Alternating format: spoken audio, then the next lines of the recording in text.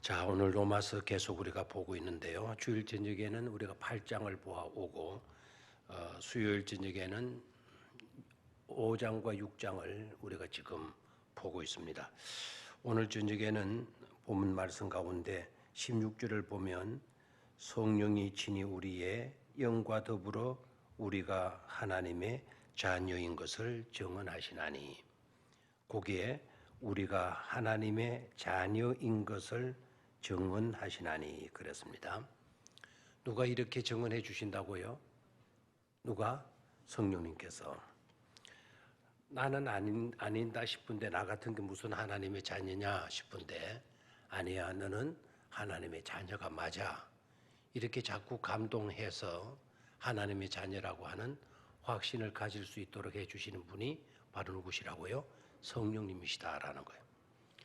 사실 그러니까 성령님이 아니고서는 우리가 어떤 것에서도 확신을 가질 수가 없어요. 분명한 신앙인이 될 수가 없어요. 우리는 성령의 도우심을 받아야만이 진정한 그리스도인이 될 수가 있는 겁니다. 조금 이따가 성령의 역할에 대해서도 본문을 중심으로 해서 나누도록 하겠습니다. 자, 그러면 먼저 12절을 보게 되면 어떤 말로 시작이 되어지는 거 하니까 그러므로 형제들아, 그러므로 형제들아, 우리가 뭐한 자로 돼? 빚진 자로 돼 그랬습니다. 우리가 빚진 자로 돼. 거기다가 밑줄을 한번 보시겠습니까? 우리가 빚진 자로 돼. 개인적으로 이 말씀을 적용하게 되면 저는 빚이 많은 사람입니다. 저는 빚이 많은 사람입니다.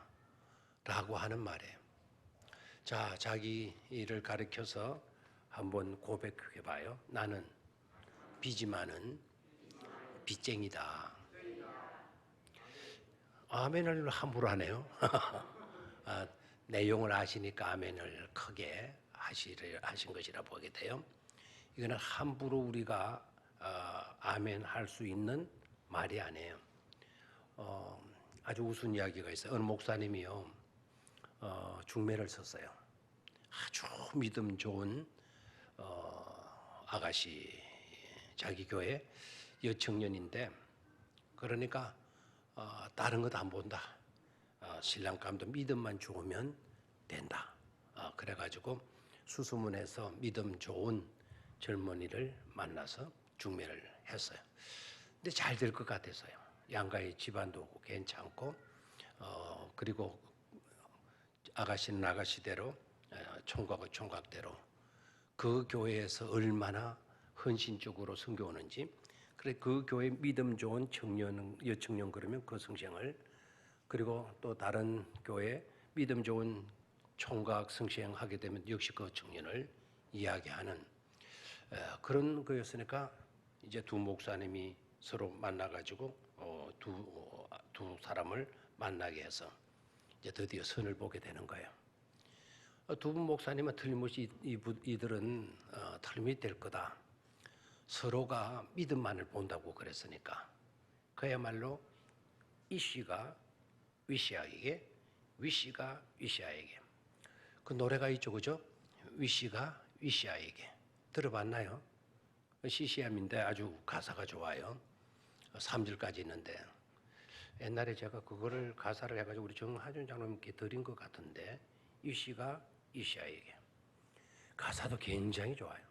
이거 뭐 결혼 축가 중에 뭐 이것만큼 좋은 결혼 축가가 또다시 있겠나 싶을 정도로 좋은 인기 있는 그런 CCM이에요. 이씨가 이시아에게.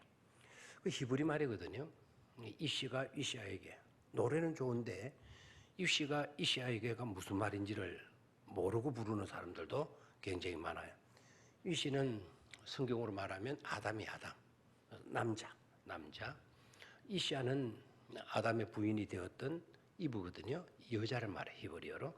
이씨가 이시아에게, 남자가 여자에게, 총각이 처녀에게 사랑을 고백하는 그런 노래입니다. 틀림없이 이제 이 중매가 성공하리라 생각을 했는데, 뜻밖의 한 번 만나고 그만 끊어져 버린 거예요. 이어지지를 못했습니다. 그래서 물어봤어요. 총각에게 목사님이 총각교회 목사님이 어떻게 돼서 그러니까 연락이 안 옵니다. 연락이 언제까지 기다려보면 그런 연락도 없더나 헤어질 때 더 이상 만나지 말자고 아가씨가 그랬다고. 그래서 이 총각이 얼마나 마음에 상처가 됐겠어요. 그래서 친구 목사님에게 전화했어요. 아가씨 교회 목사님. 아가씨가 우리 이 총각 너무 좋은데 한번 보고 그냥 그 자리에서 노했단다. 그 아가씨는 뭐라 그러더냐. 그러니까 그 아가씨가 이렇게 말을 하더래요. 총각이 자기를 만나자마자 자기 이름을 딱 소개하고 난 뒤에 바로 저는 빚이 많습니다. 그랬대. 뭐가 많습니다? 빚이 많습니다. 그러니까 이 아가씨가 그냥 더 이상 볼 필요도 없다. 내가 이 총각한테 시집 가가지고 내가 빚 갚는데 그냥 내 평생을 다 쓸 수는 없다. 진작 정들기 전에, 사랑이 눈뜨기 전에 진작 끊어야 된다 해가지고 딱 쌀뚝 잘랐대요. 그런데 다시 이제 그 이야기를 총각교회 목사님 듣고 총각을 다시 불렀어요. 야, 이 멍청한 친구야. 무슨 첫 이야기가 빚이 많다고 그래. 그러니까 이 총각이 하는 말이 목사님이 뭐라 그랬습니까? 아가씨가 신앙 하나만큼 분명하면 된다고 그러지 않았습니까? 그 믿음 좋다는 게 바로 뭡니까? 저는 그 아가씨에게 저는 빚이 많은 사람입니다 라고 말하게 되면 믿음 좋은 아가씨니까 아유 너무나도 잘 됐네 우리 결혼합시다 이렇게 할 줄 알았다라는 거예요. 근데 여기 이제 이해 차이죠. 총각이 나는 빚이 많습니다 라고 했을 때 그 빚은 오늘 본문 말씀에서 나오는 그 빚을 말해요. 세상에 돈을 빌려가지고 물질의 경제적인 것에 대해서 빚을 말하지 않고 은혜의 빚, 사랑의 빚을 말하죠. 다시 한번 12절을 봐요. 그러므로 형제들아 우리가 빚진 자로 돼. 다시 한번 그러므로 형제들아 우리가 뭐한 자로 돼? 빚진 자로 돼. 여기 빚은 경제적인 빚을 말한다? 아니다 이거예요. 뭐죠? 사랑의 빚, 은혜의 빚을 말하게 돼요. 이 빚은 우리가 저도 괜찮은 빚이잖아요. 그렇죠? 우리 모두는 다 빚쟁이들이에요. 빚진 자들이에요. 물질적인 경제적인 빚 그걸 말하지 않는다 그랬죠? 우리는 사랑의 빚진 자 맞습니까? 은혜의 빚진 자 맞습니까? 저도 우리 교회를 섬길 수 있다는 이거 자체가 은혜의 빚이고 사랑의 빚이에요. 저도 빚이 얼마나 많은지 몰라요. 우리 성도님들 여러분들 개개인을 향해서도 저는 빚을 많이 지고 있는 그런 종이에요. 우리 모두는 다 빚쟁이에요. 저도 괜찮은 빚. 이 빚을 많이 지는 것이 오히려 더 믿음 좋은 사람이 될 수가 있는 겁니다. 고마움을 늘 가질 수 있거든요. 늘 겸손할 수 있거든요. 상대방에 대한 너무나도 은혜에 대한 빚을 진 것으로 생각하니까 상대방을 사랑하고 존경하고 높일 수 있는 것 아닙니까? 근데 이 젊은이가 바로 이 총각이 너무나 착하고 순진했던 거죠. 그죠? 나는 뭐가 많습니다. 빚이 많습니다. 그러니까 그만 아가씨가 그 말에 질려가지고 절교를 선언했다. 뭐 사귀지도 않았으니까 절교도 아니죠. 근데 이게 여자들의 또 약점이에요. 또 뭐 남자들도 그러긴 해요. 저도 뭐 중매를 하려고 이렇게 쭉쭉 연결해 보면 다들 목사님들 자제분도 있고 한데 그 목사님도 그래요. 어떤 총각이면 되겠어 그러면 믿음만 좋으면 됐지. 그래가지고 이제 소개해요. 믿음도 좋고 또 여러 방면에 잘 돼 있는 사람을 소개해요. 그러면은 또 뭐라고 하는 줄 알아요? 나중에 연락이 안 와요. 왜 어떻게 됐냐? 그러니까 아이고 뭐 키가 좀 작다더라 뭐 그런 직업 가지고 안 되겠다. 그럼 화가 나야 안 나가요? 야 이 친구야 믿음만 좋으면 됐지라는 말을 아예 빼버려라. 그냥 다른 것도 다 좋아야 된다. 그리고 중매를 시작해야지. 믿음만 좋으면 됐다 해놓고는 따질 거 다 따지고 잴 거 다 재고 그러면 되겠어요? 이 시야 이게. 이게 정말 가사가 너무너무 좋거든요. 자, 우리는 뭐한 자로 돼? 빚진 자로 돼. 이건 경제적인 빚을 말하는 것이 아니다. 무슨 빚? 사랑의 빚, 은혜의 빚. 우리 모두는 그런 자들 맞잖아요. 그죠? 그런 빚쟁이들이로되 육신에게 져서 육신대로 말 것이 아니다. 살 것이 아니다. 육신에게 져서 육신대로 살 것이 아니다. 육신에게 졌다라는 말은 무슨 말입니까? 육이 하자는데 우리가 다 항복을 했다라는 거예요. 그러면 어디에 끌려가게 되죠? 육에 끌려가게 되어지잖아요. 우리는 어디에 빚진 자이지? 사랑과 은혜에 빚진 자들이지. 육에 빚진 자들이 되면 된다 안 된다? 되지 않는다라는 거죠. 사랑에 빚진 자 다 같이 나는 사랑에 빚진 자입니다. 나는 은혜에 빚진 자입니다. 거기에 대한 정체성을 가져야 돼요. 내가 누구냐? 아이덴티티, 나는 이런 사람입니다. 라고 하는 분명한 정체성이 되어져 있어야 돼요. 여러분 어때요? 그 아가씨와 아까 그 총각 이야기에서 누가 괜찮은 총각이었다? 혹시 아가씨 중에 시집을 못 갔거나 딸을 치워야 될 분들 있거든. 오늘 예배 마치면 저에게 달려와요. 목사님 듣자보니 그 총각이 괜찮은 총각 같은데 우리 사이 삼을합니다. 우리 사이 삶 이루고 싶으면 당장 연락을 하세요. 저는 그 남자 청년이요 괜찮은 청년이다 생각을 해요. 정말 착하고 순진하고 그리고 신앙이 제대로 된 젊은이이다라는 것을 생각했어요. 그래서 그 목사님 구체적으로 물었더니요. 이 성경 공부도 열심히 잘하고 교회 교사도 열심히 잘하고 그 선생님 반의 교사들은 학생들은 10명 밑으로 내려온 적이 없대. 얼마나 열심히 잘하는지. 그럼 괜찮아요? 안 괜찮아요? 괜찮죠? 그럼 그 중요한 자리에서 첫 만나면서 나는 빚이 많습니다 라고 하는 말로 시작했다는 그 자체가 괜찮은 젊은이란 말이에요.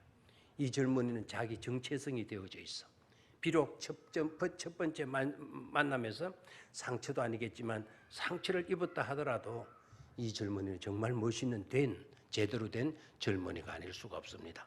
자, 여러분들은 누구입니까? 라고 제가 질문하면 여러분들이 거기에 대한 대답을 좀 해보시기를 바라요. 여러분들은 누구이십니까? 이거 전부 다 빚쟁이들이군요. 우리 교회는 어떤 사람이 많다? 빚쟁이들이 많은 교회다. 여러분도 바깥에 나가서 함부로는 그렇게 말하지 마세요.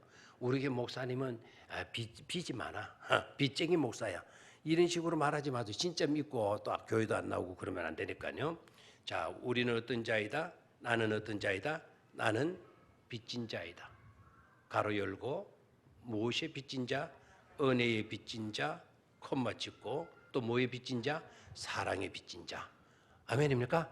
거기에 대한 확실한 자기 정체성. 나는 이런 사람입니다. 라고 하는 자기 정체성을 가질 수 있게 되기를 바랍니다. 자, 그런데 당부하는 것이 있죠. 그죠? 그런 정체성을 가진 사람들. 뭐에 져서는 안 된다. 육신에 져서는 안 된다. 육신대로 끌려가는, 육신이 하자는 대로 끌려가는 그런 사람이 되어져서는 안 된다. 두 가지를 장부해요. 육신에 지지 말아라. 육신에 지지 말아라. 그 다음에 육신대로 살지 말아라. 육신이 이끄는 대로 살지 말아라. 이유가 뭘까요? 이유가 뭘까요? 13절에 내려가서 봐요. 13절. 너희가 육신대로 살면 반드시 말하되 죽을 것이로되 그랬어요. 자, 육신대로 살게 되면 육신에 끌리는 삶을 살게 되면 어떻게 된다? 죽는다. 죽게 된다. 그냥 죽을지 모른다. 죽을지도 모른다가 아니고 뭐죠? 반드시 죽는다 그랬죠. 반드시 몇 절? 반드시 죽을 것이로되 반드시 죽을 것이로되 필경 죽는다는 거예요. 필연적으로 죽게 되어진다는 겁니다. 그래서 육신에 져서 육신에 이끌리는 삶을 살게 되면 육이 좋아하는 삶을 살게 되게 되면 우리는 산다 죽는다. 그것도 가정법이다. 필연적이다. 필연적으로 죽게 되어진다라는 거예요. 그래서 우리는 절대로 어떻게 살아서는 안 돼요? 육에 지는 삶을 살지 말아야 돼요. 육에 끌리는 삶을 살아서는 안 된다 하는 것입니다. 자, 그러면 어떻게 살아야 되나? 13절 뒷부분에 또 해답을 주고 있습니다. 영으로서 몸의 행실을 죽이면 마게 된다. 영으로서 몸의 행실을 죽이면 마게 된다. 살게 된다. 살리니, 행실을 죽이면 살리니. 14절 무릇 하나님의 영으로 인도함을 받는 사람은 곧 하나님의 아들이라 그랬죠. 그죠? 됐나요? 제가 눈이 좀 많이 나빠져요. 이 성경이 작아가지고 글씨를 읽기가 좀 힘들어요. 14절이었죠. 그죠? 14절 무릇 하나님의 영으로 인도함을 받는 사람은 곧 하나님의 아들이라. 자, 그 위에 너희가 육신대로 살면 반드시 죽을 것이로되 영으로서 몸의 행실을 죽이면 만다 산다. 그래서 산다, 살게 된다라는 겁니다. 그러니까 절대로 육에게 지지 말아라. 육에게 지지 말아라. 영으로 인도함을 받게 되게 되면, 영으로서 몸의 행실을 죽이게 되면, 몸의 행실이 바로 육에 관계된 것 아닙니까? 육을 이기게 되면 우리가 만다 산다라는 거예요. 그래서 실제적으로 보면 우리의 신앙생활은 사느냐 죽느냐의 싸움이에요. 사느냐 죽느냐의 싸움. 육으로 끌려가서 사망하는, 죽는 그런 삶이냐, 아니면 영으로서 육을 죽임으로 인하여 사는 싸움이에요. 그걸 감당하고 있는 자들이 우리예요. 그래서 신앙은 어떻게 한편으로 보게 되면 전투와도 같다 그랬잖아요. 우리 찬송가 가운데도 믿는 사람들은 뭐 같다 그랬죠? 군병 같은. 군병이 맞아? 싸우는 병사들 아닙니까? 싸우는 병사. 그래서 우리는 사느냐 죽느냐의 싸움을 싸우는 자들인 것임을 깨달아야 돼요. 자, 육에 끌려가게 되면 우리는 반드시 마게 된다, 죽는다.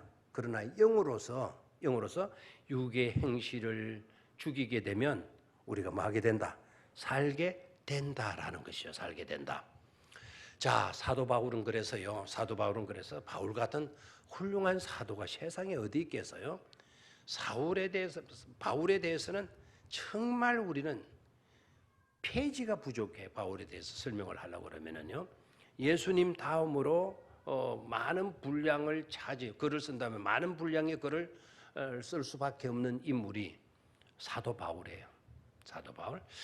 지금 연세가 높으시고 지금 몸이 몹시도 안 좋으셔서 대전의 아들병원에 입원해 계시는 손성원 목사님이 미국 다녀오시면서 책을 2권을 선물했어요. 2권 다 영어로 된 책인데 그 책만 봐도 한 번도 제가 그 책을 한번 주르르만 훑어봤지 그 책을 1페이지도 한 페이지도 읽지도 안 하고 처박혀 있어요. 어딘가에 처박혀 있어요. 책 두께가 이 정도 돼, 이 정도. 앞에 제목이 뭐냐? Apostle Saint Paul 돼 있어요. 성 바울 사도라는 뜻이에요. 그 바울에 대한 기록이 이 두께 되는 책을 선물로 주셨어요. 그 읽으라고 준 건지 그냥 아니면 갔다 오셔가지고 또 그분은 가장 주시기를 좋아하시는 분이니까 뭘 줘야 되겠는데 자기도 못 읽을 책을 그냥 재고 정리하면서 나한테 선물로 주신 것인지는 몰라요. 이 정도의 책이면 될까요? 사도 바울에 대한 논문을 쓰신 분들이, 그래서 박사가 되신 분들이, 바울로 인한 신학자가 되신 분들이 수십만 명이 넘어요, 세계적으로. 그 한 사람의 영향력이 얼마나 큰지를 알 수가 있죠. 그런 사도 바울이 뭐란 줄 알아요? 로마 교회 성도들을 딱 상대로 하면서 니를 빌해서 죽이다, 저렇게 해서 죽이겠다, 니를 감옥에 가두겠다, 그것도 냉방에 가두겠다, 채찍을 때리겠다, 막 그냥 육을 괴롭히는 이야기들을 많이 해요. 로마 당국에서. 그게 바로 핍박이고 그게 바로 박해 아닙니까? 그럴 때 사도 바울이 뭐라고 고백한 줄 아세요? 여러분들이 죽이려고 하지 않아도 저는 날마다 죽노라 그랬어요. 나는 뭐라고요? 날마다 죽노라. 날마다 죽는다는 말이 무슨 말이죠? 나의 뜻을 죽이고 내 생각을 죽이고 육의 소욕도를 다 죽이고 뭐로 죽이겠어요? 영으로 죽이면 살리니. 그래서 성령의 역할은 성령은 금이라고 그러잖아요. 성령의 칼로 육의 소욕들과 싸워서 육을 쳐부수게 되게 되면 우리는 뭐하게 된다? 살게 된다라는 거예요. 살게 된다. 됐습니까? 여기서 산다라는 것은 여러분들이 어떤 생명을 말하는 거 하니까 예수를 믿음으로 우리는 구원을 받죠. 맞죠? 예수를 믿음으로 뭘 받아요? 구원을 받아요. 그 구원은 영원한 생명을 말하잖아요. 영원한 생명을 우리가 얻죠. 근데 여기에서 영으로 육의 소욕을 죽이면 살리니 했을 때 이 죽이는 것은 육을 죽이는 것은 우리의 성화를 위한 죽임이에요. 육을 죽이는 거예요. 뭐를 위한? 성화를 위한 육의 죽임을 말해요. 예수 믿어 구원 받았어요. 구원 받은 우리들이지만 좋은 것 있으면 먹고 싶고 또 좋은 것 있으면 갖고 싶고 뭐 이런 것들이 있잖아요. 그런 소욕들을 죽여가는 거예요. 그런 소욕들을 죽여가면서 가는 과정 속에서 우리는 세인트가 된다. 그 세인트는 바로 성자가 된다라는 거예요. 그걸 가리켜서 성화라고 그러죠, 그죠? 성화, sanctification. 우리 모두가 다 성화되어져 간다. 성화의 단계를 넘어서게 되면 우리는 영화의 단계로 들어가게 돼요. 그 영화의 단계는 우리가 이제 싸울 필요가 없어.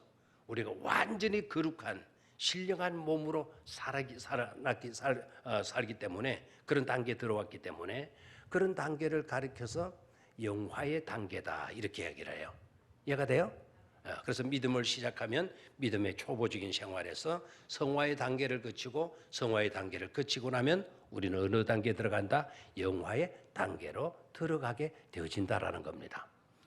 그래서 사도 바울은 날마다 죽는다. 날마다 나는 죽노라 그랬어요. 너네들이 나에게 육에 대한 어떤 핍박과 박해를 가하지 않아도 나는 지금 내 육신을 죽이고 있어. 나는 나의 육을 죽이고 있어. 나는 날마다 죽노라. 참 멋진 고백이죠, 그죠? 사도 바울이 얼마나 멋진 삶을 사시는가를 그런 고백들을 보면 우리가 깨달을 수가 있어요.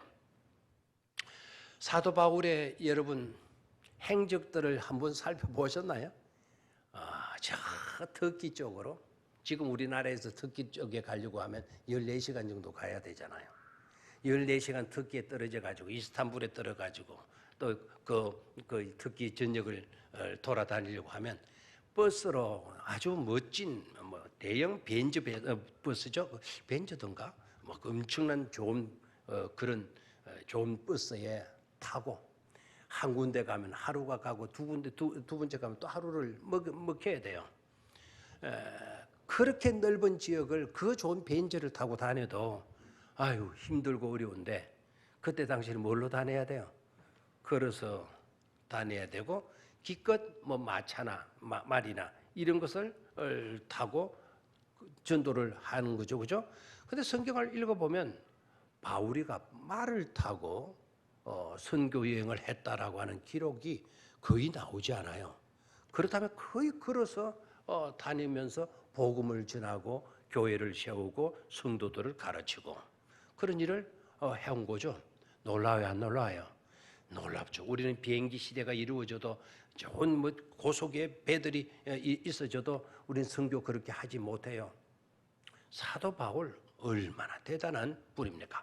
자, 우리가 영으로서 육을 죽이면 뭐하게 된다? 뭐하게 된다? 살게 된다.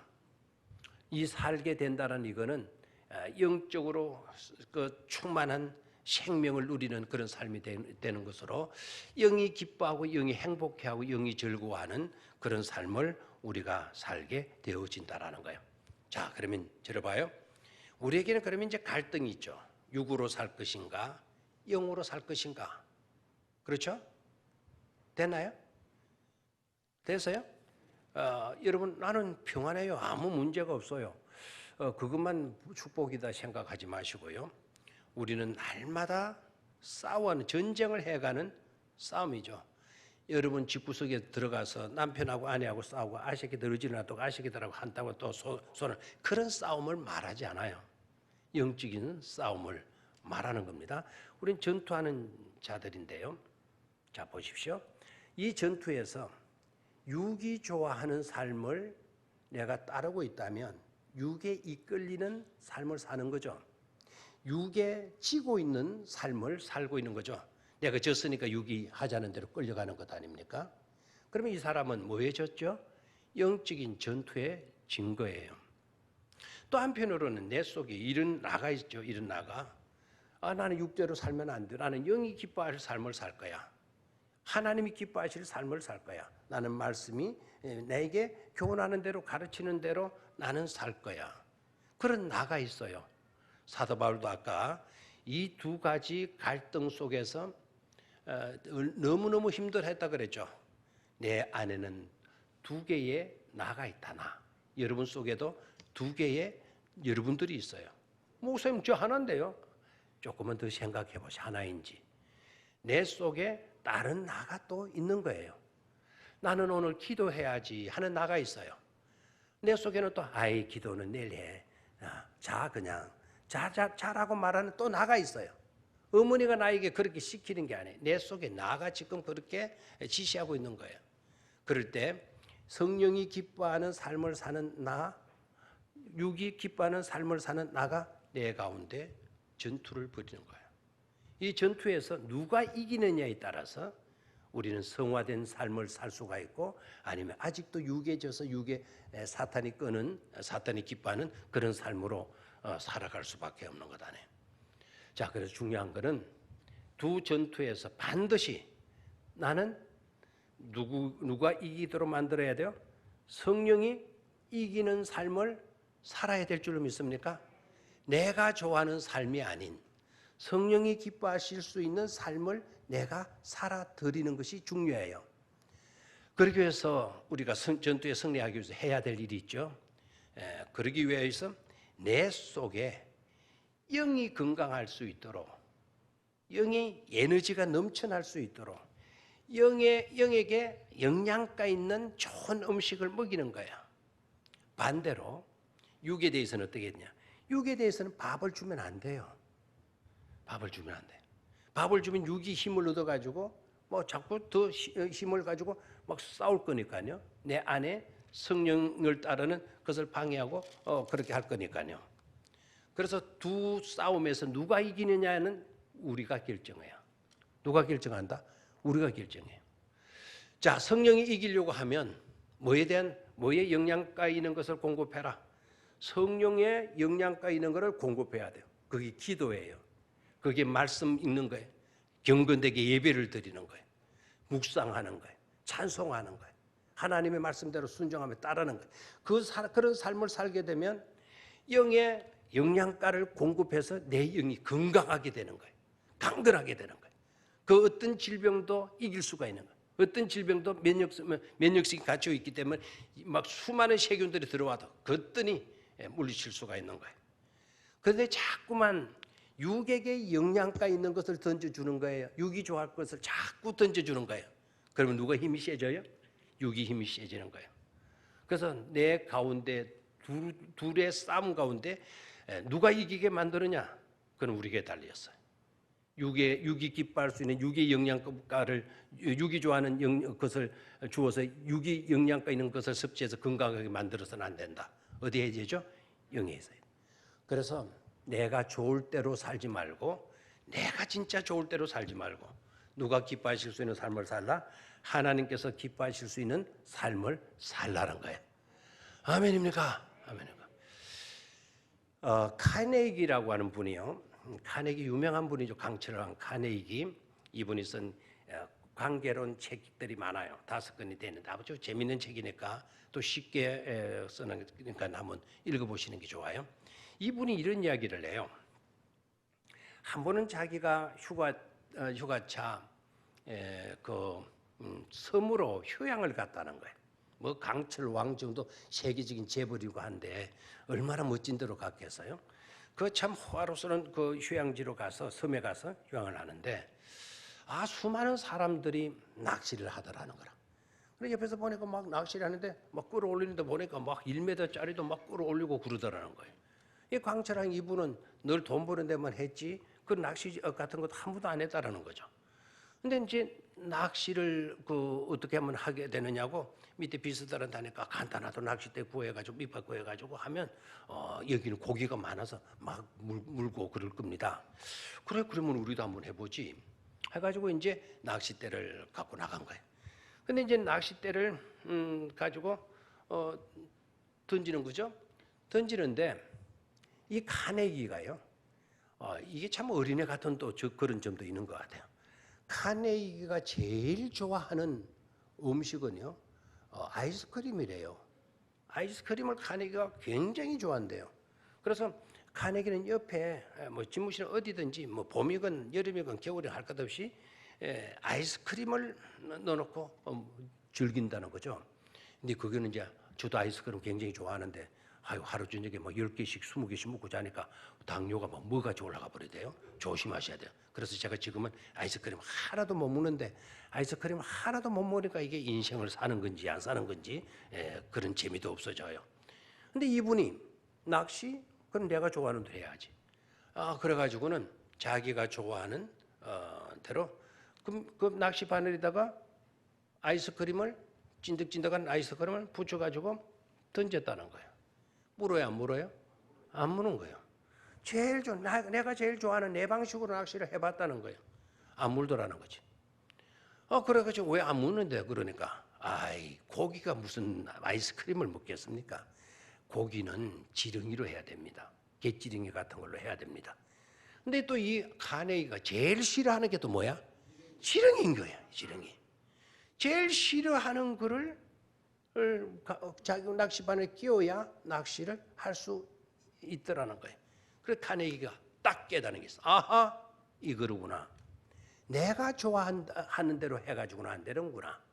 상대방이 좋아할 것이 뭔가를 알고 상대방이 좋아할 것을 맞춰줘야만이 고객을 확보할 수가 있겠구나. 물고기를 이렇게 잡아낼 수가 있겠구나 하는 그것을 낚시터에서 배웠다라는 거예요. 여러분 돈 벌고 싶습니까? 돈을 벌고 싶으면 여러분이 좋아하는 방식대로 하지 마시기를 바라요. 손님이 뭘 좋아할까?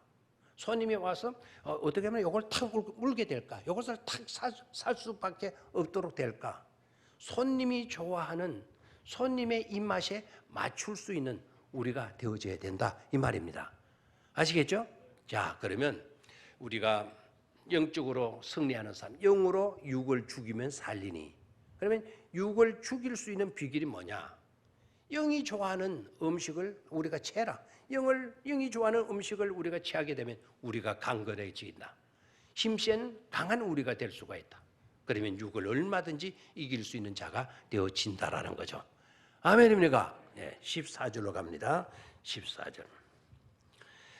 자, 시작. 무릇 하나님의 영으로 인도함을 받는 사람은 곧 하나님의 아들이라. 참 감사하죠. 한 번 더 시작. 무릇 하나님의 영으로 인도함을 받는 사람은 곧 하나님의 아들이라. 누구의 인도함을 받는 사람? 영으로 인도함을 받는 사람. 누가 이끄는 사람이죠? 성령이 나를 이끄는 삶을 살게 되게 될 때 그 성령님께서 나를 어디로 인도해 가요? 하나님의 아들이 되는 자리로 나를 인도해 간다라는 거죠. 아멘입니까? 그래서 성령의 인도함 밑에다가 줄을 긋고요. 성령의 인도함을 받는 그들은 하나님의 아들이 된다라고 돼 있죠. 그죠? 하나님의 아들이라. 14절. 무릇 하나님의 영으로 인도함을 받는 사람들은 곧 하나님의 아들이라. 아멘. 성령으로 인도함을 받는 사람. 그러면 성령으로 인도함을 받는 사람이 믿음의 사람이라 그랬죠. 그죠? 성령의 지시를 따르고 성령의 감동으로 살아가는 사람. 그런 사람은 하나님의 아들이라 그랬는데요. 여기에 원문 성경에는 하나님의 자리라고 하는 자리라는 단어가 들어가 있어요. 그럼 우리는 그 자리라는 단어가 안 들어가도 하나님 아들이라 해도 다 이해가 될 것 같으니까 번역상 빼버렸어요. 근데 원래 번역대로 해야 돼요. 어느 자리로 나간다? 하나님이 아들이라는 자리로 나아가게 된다라는 거예요. 그 몇 절이죠? 14절. 무릇 하나님의 영으로 인도함을 받는 사람은 곧 하나님의 아들이라. 곧 하나님의 아들이야. 하나님의 아들이 되는 자리로 나아가게 된다라는 거죠. 자, 여기서 또 하나 중요한 단어, 곧이라고 하는 단어가 있죠. 곧이 있습니까? 곧이 어디 있단 말이야, 곧이 거기 있잖아요. 그 곳에 있죠. 그 곧이라고 하는 말은 똑같다라는 뜻이죠. 똑같다. 이 곧이라고 하는 단어에 정말 중요하게 강조되는 성경 구절 요한복음 1장 12절, 이 구절은 절대로 이 곧이라는 단어를 소홀히 여기면 안 돼요. 우리는 곧 이 단어를 빼버리는 경향이 있는데 그러면 큰일 나요. 곧은 절대로 빼버릴 수 없는 단어예요. 영접하는 자, 곧 그 아들의 이름을 믿는 자들에게는 하나님의 자녀가 되는 뭐를 준다 그랬죠? 권세를 주셨다라는 거예요. 거기에 곧이라고 하는 단어거든요. 영접하는 자, 곧. 영접하는 자, 곧. 예, 똑같다라는 거죠. 영접하는 것이 뭐냐? 영접하는 것이 뭐냐? 그 아들의 이름을 많은 거다 믿는 것이다. 그럼 역으로 생각해 봐요. 그 아들을 믿는다는 게 뭐냐? 예수를 믿는다는 게 뭐냐? 믿는다는 게 뭐냐? 그 믿음은 추상적인 단어죠. 그 믿는다는 게 뭐냐? 구체적으로 말하라 그러면 곧 하나님을 뭐 하는 거죠? 영접하는 거죠. 영접하는 자, 곧 equality, 곧 하나님의 아들. 하나님의 아들 이퀄 영접하는 자. 영접하는 자 이퀄 뭐라고요? 영접하는 자 곧 믿는 자 아닙니까? 왜 가만히 있나요? 너무 시시해서 그러나요? 시시하고 알기는 있지만 실제적으로 우리가 그렇게 또 적용하면 살지는 못하잖아요. 머리로만 알고 머리로만 끝이고 하는 데가 많죠. 영접하는 자, 곧 이퀄 는 하나님의 자녀. 됐나요? 영접하는 게 뭡니까? 믿는 거고, 믿는 게 뭐 한다는 거죠? 영접하는 거. 이게 너무 쉽나요? 제가 지난주에도 이거 굉장히 강조했는데, 여러분 예수 그리스도를 믿습니까? 뭘 믿었어요? 어떻게 해서 믿고 뭘 했다고 믿는다고 대답하고 있는 겁니까? 예수님을 내가 모셔드렸어. 예수님이 우리의 마음속에 와 계셔. 그게 뭐라고요? 영접이죠. 예수님을 여러분 마음속에 영접했습니까? 그럼 여러분들은 뭐 한 사람들입니까? 믿는 사람들이에요. 믿는 사람. 그래서 잘 봐요. 영접 14절 무릇 하나님의 영으로 인도함을 받는 사람은 하나님의 영으로 인도받는 사람은 곧 뭐라고요? 하나님의 아들. 자, 저를 봐요. 이게 다 연관성이 있어요. 이 구절과 요한복음 1장 12절의 구절이 똑같은 내용이에요. 하나님의 영으로 인도함을 받는 사람은 하나님 영이 하는 역할이 뭐냐 하면 우리를 감동시켜요. 끌리게 만들어요. 여러분들이 예수 그리스도를 믿었다 그랬는데 어떻게 믿었느냐 물으면은요. 내가 누가 전도해서 믿었어요. 내가 성경을 읽다가 믿었어요. 이렇게 대답하기 쉬운데 우리는 그렇게 해가지고는요 믿을 수가 없어요. 여러분이 적어도 예수님을 믿는다라고 여러분의 입으로 고백하고 그 사실을 확신하고 있다면 여러분들에게 성령이 임하였어요. 성령이 여러분들을 감동시켰다는 증거예요. 아멘입니까?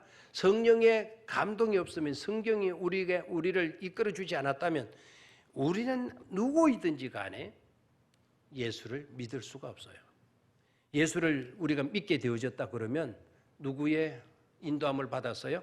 성령의 인도함을 받은 거예요. 성령이 하는 주된 역할이 우리로 하여금 예수님을 믿도록 감동시켜 주는 일, 그 일을 누가 한다? 성령님이 하시는 거예요. 예수를 믿는 사람이면서도 아직도 나는 성령은 내게 임하지 않아서 성령은 나에게 없어요. 나는 성령에 대해서는 무지해요. 그러지 마시기를 바라요. 여러분들이 예수님을 믿었다 그러면 이미 여러분들에게 성령님이 역사해 주신 것이다 이 말입니다. 여러분들과 함께 성령이 해 주시고 계신다라는 것을 잊지 말아야 될 것입니다. 아멘입니까? 자, 영으로 인도함을 받는 사람은 뭐죠? 하나님의 자녀가 된다. 하나님의 아들이다 그랬어요. 놀라요 안 놀라요? 하나님의 자녀가 된다라고 말을 해도 아멘도 안 해요. 이것만큼 큰 뉴스가 어디 있겠어요? 이것만큼 대단한 뉴스가 어디 있겠어요? 우리가 감히 누가 된다는 거죠? 하나님의 자녀가 된다라는 거야. 정주영 씨 백그라운드만 가져도 대단하다 그러는데, 그렇죠? 이건희 씨 그 배경을 가져도 우리는 대단하다 그러는데, 아무개 대통령의 백그라운드만 있어도 대통령의 명함만 있어도 뭐 한다 그러더만, 그는 그 정도인데 우리가 누구의 자녀가 된다고요? 하나님의 자녀가 된다라고 말씀하시잖아요. 절대로 우리는 육에 끌리는 자들이 되어지지 말아야 돼. 성령의 이끌림을 받아서 하나님의 자녀됨의 권세를 누리는 자리로 나아가야 될 줄로 믿습니다. 자, 그러면 성령의 역할로 좀 생각해 보죠. 성령의 역할. 첫 번째 성령의 역할은 뭐냐? 아까도 나왔죠?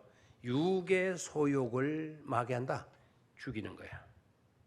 됐죠? 성령의 역할은 뭐 하도록 만들어요? 육에 끌리지 않도록 막아주는 역할을 누가 한다? 성령이 하는 거예요. 아멘입니까? 그래서 육의 소욕을 끊어버리게 하는 것, 육의 소욕을 죽이게 하는 역할을 누가 해요? 성령이 하는 거예요. 아멘입니까? 내 의지로 육을 이기는 게 아니거든요. 성령의 도우심이 있어야 우리는 육을 이길 수가 있다는 것. 두 번째, 성령 하는 역할, 우리를 인도한다. 우리를 이끈다라는 거죠. 성령은 우리를 이끈다. 패망으로 이끌겠어요? 생명으로 이끌겠어요? 생명으로 이끌죠. 그렇죠? 성령은 우리를 이끌어 주셔요. 여호와는 나의 목자이시니 내게 부족함이 없으리로다. 그가 나를 푸른 초장으로 맑은 물가로 마여 주시는도다. 인도하여 주시는도다. 예수님이 우리의 인도자가 돼요. 예수님이 우리의 목자장이 되셔요. 우리 주님께서 떠나가시면서 하시는 말씀이 있죠. 내가 가면 보혜사 성령을 너희에게 보내주시리라 말씀했죠. 이제는 보이는 예수님은 하나님의 나라에 가 계셔요. 보이지 않는 성령님을 이 땅에 보내셔가지고 누가 하시는 일을 감당하신다? 예수님이 하시는 일을 누가 감당하셔요? 성령이 감당하셔요. 여기 핀 같은 거 있으면 다 어디로 채웠는지. 누가 감당해 주신다? 성령님이 감당해 주셔요. 그래서 첫 번째는 성령은 육의 소욕을 죽인다. 두 번째는 성령은 우리를 만다 인도한다. 복된 자리로, 영광의 자리로, 하나님의 자리로, 생명의 자리로 우리를 이끈다. 세 번째 성령이 하는 역할, 증거한다라는 거예요. 증거한다. 밑으로 내려갑니다. 16절을 봅니다. 16절 찾았습니까? 16절 시작. 성령이 친히 우리의 영과 더불어 우리가 하나님의 자녀인 것을 증언하시나니. 성령이 뭐 해주신다? 증언하신다라는 거. 증언하신다. 우리가 누구이라는 거? 하나님의 자녀라는 거. 아멘입니까? 그래서 여러분들이 나 같은 게 무슨 하나님의 자녀야. 되는 일이 이렇게 없는데 무슨 하나님의 자녀라고 그래. 이런 낙심의 생각이 들거들랑 그는 지금 마귀가 여러분들에게 낙심이라고 하는 미끼를 던지고 있는 거예요. 그걸 낚아채면 안 돼요. 그럴 때는 항상 성령님이여 내게 임하셔서 이와 같은 불신앙의 의심의 모든 일들을 몰아내어 주시고 내가 하나님의 자녀인 것을 증언해 주십시오. 확정해 주십시오. 확신이 될 수 있도록 나를 도와주십시오. 기도하시면 된다 이 말이죠. 자, 또다시 봅니다. 15절로 그것을 올라가겠어요. 너희는 다시 무수하는 종의 영을 받지 아니하고 무슨 영을 받았으므로 양자의 영을 받았으므로 우리가 아빠, 아버지라고 부르짖느니라 그랬어요. 다시 한번 너희는 다시 무수하는 종의 영을 받지 아니하고 무슨 영을 받았다? 양자의 영을 받았다. 지난 시간에 말씀을 드렸죠. 양자의 영 이퀄 무슨 영? 성령이라 그랬죠. 양자의 영은 곧 누구를 두고 말한다? 성령을 두고 말한다. 성령님이 우리를 양자되게 이끌어주고 양자되게 만들어주고 양자된 것을 확정시켜 주신다는 거죠. 이게 성령이 하는 일이라고 말씀을 드렸어요. 자, 그 밑에 또 내려가죠. 17절 끝절입니다. 시작. 자녀이면 또한 상속자 곧 하나님의 상속자요 그리스도와 함께한 상속자니 우리가 그와 함께 영광을 받기 위하여 고난도 함께 받으리라. 모두 받는다. 그러니까 여러분 생각하죠. 아이씨, 고난은 싫은데 영광만 쏙 빼가지고 주시면 안 되나? 이런 바람도 있죠. 근데 이 고난은 여러분 그렇게 고민할 필요도 없어요. 저 고난은 장차 우리가 받을 영광에 비하면 뭐에 지나지 않는다? 아무것도 아니다라는 거예요. 그 신경 쓸 필요가 없어요. 장차 우리가 받을 영광을 생각하시라는 거죠. 아멘입니까? 뭐 이거를 모든 것에 적용시키고 힘드는 일, 꼬이는 일 속에 이걸 적용시키시고 초상이 났을 때 죽음의 문제 앞을 둘 때 그거를 다시 확인시켜주고 그렇죠? 지금 이 슬픔은 하나님의 나라에 가서 만나는 기쁨에 비하면 이거는 이까짓 건 아무것도 아니죠. 그렇죠? 그러나 그 순간은 또 길게 느끼죠. 고난받는 시간은 굉장히 길게 느껴지고 가장 또 힘들게 느껴지죠. 그래서 우리는 미래지향적 삶을 살아야 돼. 희망을 가지고 하나님의 세계를 바라보는 영적인 안목이 환하게 열려 있어야만이 이런 것을 거뜬히 이겨낼 수가 있는 것이죠. 자, 그 밑으로 가서 17절. 자녀이면 또한 뭐라 그랬죠? 상속자 곧 하나님의 상속자요 그리스도와 함께한 상속자니. 막 상속자가 몇 번 나오나요? 3번 나왔나요?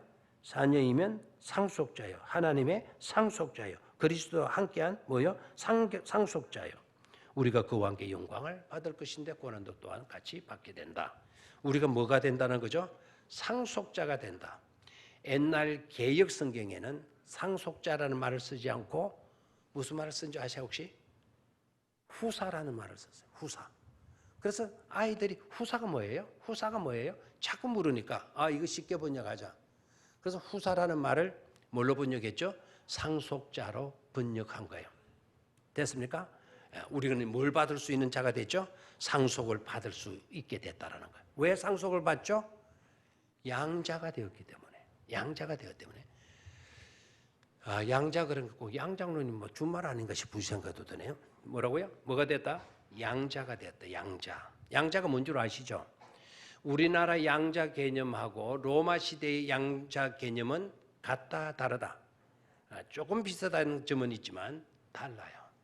우리나라의 양자 개념과 로마 시대의 양자 개념은 달라요.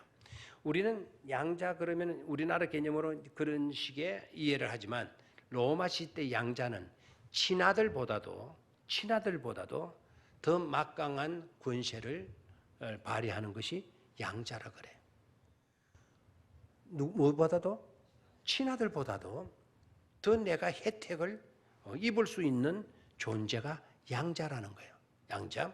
그래도 로마 사회는 양자로 내가 딱 받아들였다 그러면 제일 먼저 그 양부모들이 그 양자로 들어온 사람을 가르치기 위해서 가정교사를 붙여줘. 뭘 붙여준다? 가정교사를 붙여주는 거예요. 그래서 이 집안의 내력이었다 하고 너를 양자로 삼은 너의 양부모들이 어떤 분이라는 거 이거를 가르치는 거예요. 그래서 그 양부모들이 어떤 분이고 양부모들이 어떤 삶을 살아왔고 양부모들이 뭘 좋아하고 하는 이런 거를 양자에게 가르쳐주는 거예요. 그러면서 꼭 빠뜨리지 않는 거. 너를 양자로 삼은 너의 양부모들은 이러이러하여서 정말 훌륭한 사람이야. 자네는 그런 훌륭한 분들의 아들이 되었다네. 양자가 되었다네. 그러면 이 가정교사로부터 그 교육을 받은 그 양자는 그 말을 들을 때 막 얼굴에 눈물 범벅이 된다는. 막 그걸 우리는 시골에 우리 시골 할머니들 표현은 달굴똥 같은 눈물을 두룩두룩 들이대는데 왜 시골 할머니들이 시골 어머니들이 막 슬피 우는 거를 달구똥 같은 눈물을 흘린다 그랬을까? 이유가 뭘까요? 예? 이게 우리 한이에요. 우리 어르신들의 우리 할머니들 어머니들의 본 게 그것밖에 없으니까. 그렇죠? 본 게 시골에서 늘 닭이 똥 뿡뿡 싸가지고 땅에 떨어지 그거밖에 못 봤으니까 달구똥 떨어지. 만약에 우리 시골에 계시는 어머니들이 저 가서 무슨 폭포를 봤다면 아이고 폭포수 같은 눈물을 쏟아부었다고 했을 건데 그런 폭포 한번 구경 못하고 그냥 시골에 태어나서 시골에 시집와가 시골에서 늘 사시다 고생하시다 돌아가셨으니까 달구똥 같은 눈물 그 표현이 밖에 없는 거죠. 그렇게 이제 양부모에 대한 교육을 하게 되면 양자로 들어간 아들이 막 고마움과 감격에 감사함에 눈물을 막 흘린다는 거예요. 손수건 몇 장을 가지고 안 될 정도로 막 훌쩍거리며 운다는 거예요. 그리고 마지막 수료를 하게 될 때 이제 가정교사가 모든 교육을 마치게 될 때에는 또 이런 말들을 한대요. 그대를 위해서 그대의 양부모가 된 분들이 너를 위해서 그대를 위해서 상속을 준비해 놓았네. 너에게 줄 뭐를 준비해 놓았네? 상속을 준비해 놓았네. 네가 받을 상속은 바로 이러한 것들이요. 말하는 것으로 끝난대. 멋지죠? 멋지죠? 그거는 멋진데 우리가 하나님의 양자가 되어졌다는 이것은 시시하게 여기는 이게 한스럽죠? 그렇죠? 우리 누구의 양자가 되었어요? 하나님의 양자가 되었어요. 세 번 복잡합니다. 나는 하나님의 양자가 되었다. 나는 하나님의 양자가 되었다. 나는 하나님의 양자이다. 우리 개념으로 이해하지 마라. 로마 시대 때의 그 배경을 두고 양자됨이 어떤 것인가를 생각하면서 우리가 하나님의 양자된 이 특권이 얼마나 고귀한가 그 감격을 잊지 말고 사시기를 주의 이름으로 축원합니다. 하나님 아버지